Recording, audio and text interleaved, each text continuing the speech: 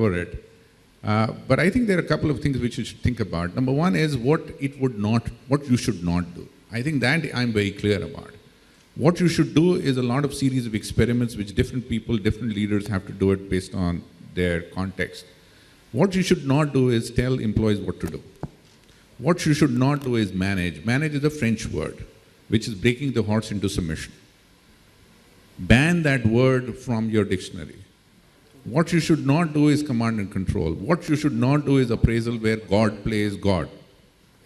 None of those things you should do. Now, once you decide that these are the things I'm not going to do, that's the time you're going to scratch your head and saying, so what do I do?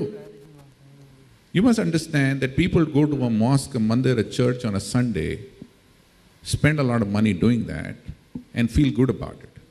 And then come into your organization Monday, get paid, and feel bad about it. There must be something you are doing wrong. And the question comes down to is to ask the employee, what is in it for you when you come here? Somebody will say learning, somebody will say training, somebody will say monetization for wealth, somebody will say experience, somebody will say I like the party, I like to go out chase girls or boys, whatever it is.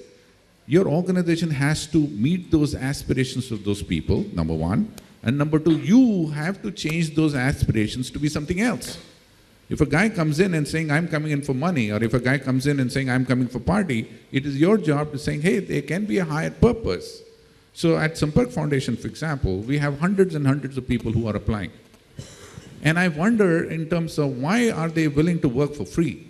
Most of them willing to work for free, where I, in HCL, would find it so difficult to attract people. I get tons and tons of extremely good IT, IIMs, everybody wanting to come and work for villages, is because there is a higher purpose in what we are doing today, and there doesn't seem to be a purpose in what I was doing in the past. So therefore, if you have an organization which is driven by purpose, and people align with that purpose, then more and more of them will come in. I mean, if you see all these religious leaders, why do these religious leaders have such fanatic following? And some of times illogically is because there is an alignment of purpose.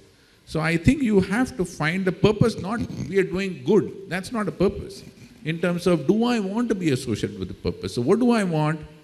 Can you deliver that as a community? Can you create the community around the purpose? And if you can, then you'll have an inspired workforce.